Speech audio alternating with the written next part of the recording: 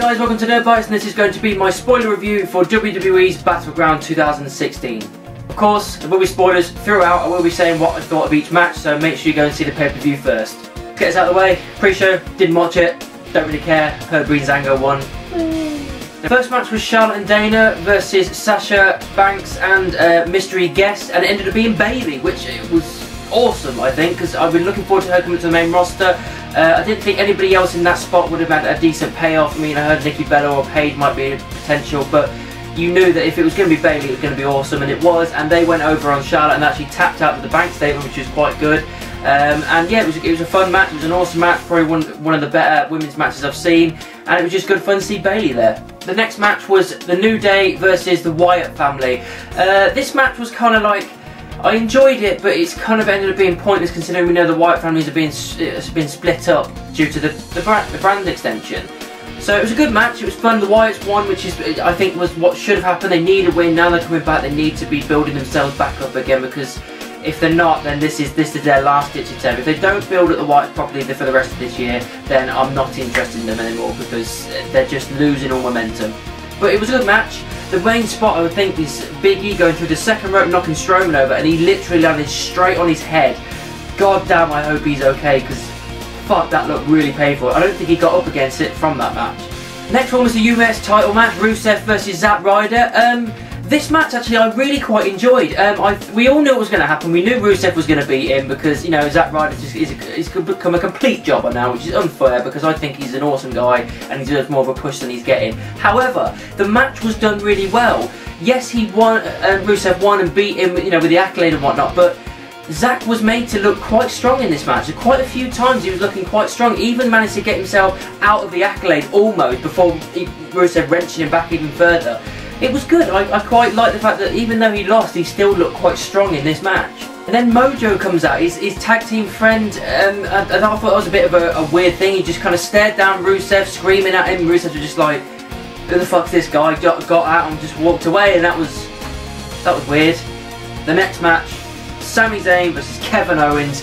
Holy fuck, already a match of the year candidate. It was absolutely incredible, definitely the match of the night. These guys know each other so well, so many awesome spots, so many awesome moments. Even Zayn, when he ended up botching, jumping off the rope, landed on his shoulders on the apron, which is a really painful place to drop. Then he did a suplex to Owens on the apron, which was awesome. It was so good that all these moments they were having, that it even got a standing ovation halfway through the match. It was epic. Having Sami Zayn go over on Owens, I don't think it matters either way. It doesn't matter which one of these two would have won this, I would have been happy either way. But having Sami win the way he did was really good. He gave him a Halula kick, and then Owens just fell into him, and he kind of looked at him to say, no, you deserve one more. And then he just gave him another Halula kick, knocked him to the floor, pinned 1, 2, 3, and it's an epic win for Sami Zayn. Really pushes his momentum into Raw. And I know it might be over for a time, but I can't wait to see these two go at it again eventually in the future. Maybe at the Rumble, Mania or something like that, but for the moment it's put to bed. But these guys just have absolute perfect chemistry. Natalya versus Becky Lynch. I would consider this a piss break match, to be honest. It's a shame because I really like both of them. They're really awesome and they're good at what they do. The match was done pretty well, but it was just kind of like, it just kind of went a bit. Yeah, after Owens and Zayn, it kind of deflated everybody. Everybody was knackered from that match, so this was kind of piss break. And then Becky tapping out, I didn't really like. I would have liked a clean win for Becky, to be perfectly honest, because she needs to be built up at the moment. She's starting to go down the card, and now with this brand split, I don't know what they're going to do with her. So I need to have some momentum built for this woman. The Miz versus Darren Young for the Intercontinental Championship. It was good, but the end was weird. Bob Backlund and Maurice got involved and all this kind of stuff. Then Backlund took his shirt off and he got stuck between his braces, so he looked like some kid with a bib on. He looked like an idiot. You can even tell him he's trying not to laugh. And then it was down to Miz pushing him over, Darren Young going a bit mental and hitting Miz a lot, and then the match was just kind of thrown out. Now, it was a little bit of a fuzzy finish, if I'm honest. I wanted a clean win or something a little bit where you just kind of went, what happened there? And it's a shame because they're building Darren Young up quite well, better than I thought they would considering those shite video packages they were building. But over the last couple of weeks, building him quite well. And just to have this happen kind of kills momentum a little bit. So I don't know what's going to happen from here with Darren Young, but this match was, it was average. The next match was Cena and Enzo and Cass versus AJ and the Club.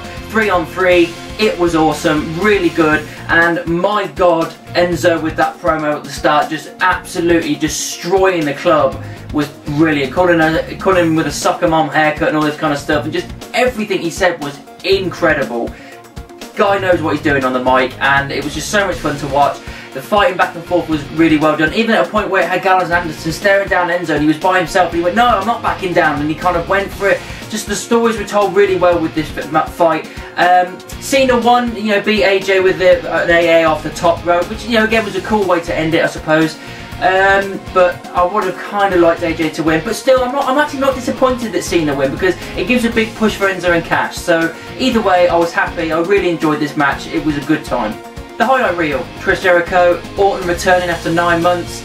I think it went a little bit too long. We're kind of just like, well, come on, get to the RKO, because we all know it's going to happen, and it did, and it was fun, and you know, we always enjoy the RKO because it's always coming in out of nowhere, and it was cool, it was fun. The thing I quite liked is obviously it's building up between him and Lesnar for SummerSlam, and the thing that Orton said, that I will beat him, no enhancement required, everybody went, oh shit!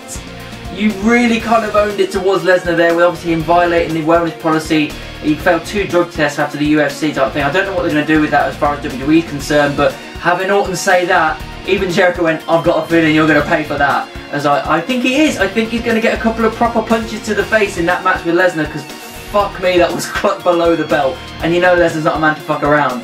The main event for the WWE Championship, the Shield triple threat that we're all looking forward to at SummerSlam, that came at Battleground for some reason.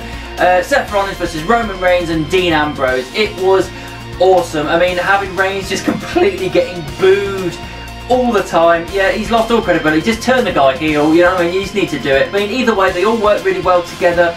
Awesome spots back and forth. You had both the Shane and Stephanie and Daniel Bryan and Mick Foley all out on the comment, you know, on the side and everything, watching this. You even had the 2 brand extensions on either side, like we were backstage watching the TV to see which way the championship was going to go. Was it going to go with Seth or Roman to Raw? Was it going to stay with Dean on SmackDown? And everything was awesome about it. We had awesome spots back and forth. These guys know each other really well. The match was good. I would say I would have liked a little bit extra time with it. You know, it kind of Dean Ambrose won, which, oh my god, I'm so happy about. I generally thought it was going to be Seth that was going to win it. Dean retaining it and keeping it at SmackDown, it really helped SmackDown going forward as a separate TV show. It really does give it a lot more credibility having that title on that show. The only thing I would say is that it ended kind of abruptly. Dean just kind of gave the dirty deeds to Roman, pinned him 1, 2, 3, kind of out of nowhere. I would have expected a little bit more spots back and forth and then just bang, and it would have been amazing, but it kind of just popped up out of nowhere. But that was the only negative I would say about the match. The match overall was really awesome, and the entire load of SmackDown all came out and hoisted him up, and that was just, it was a really cool way to end it. And I'm really looking forward, and this is a long time since I've said this, I'm looking forward to SmackDown. I can't wait to see what happens. It's going to be awesome. Oh, one thing I really quite liked as well was having Dean and Seth double team Roman, put him through the table. That was good. I really enjoyed that.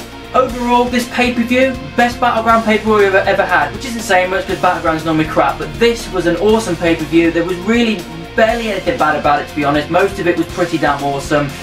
Really shock moments. Even though no titles changed hands, I'm still happy with the result. Epic, epic pay-per-view, and it's definitely fair to give it 4 stars. So that's what I thought of WWE's Battleground 2016. What did you think about it? Let me know down in the comments or send me an email. You can also find me in the various social media, Facebook, Twitter, Instagram, moviepilot.com. Just type in Nerd Bites anywhere and I'm sure you'll find me. Don't forget to like, subscribe and share my videos. And of course, keep it nerdy.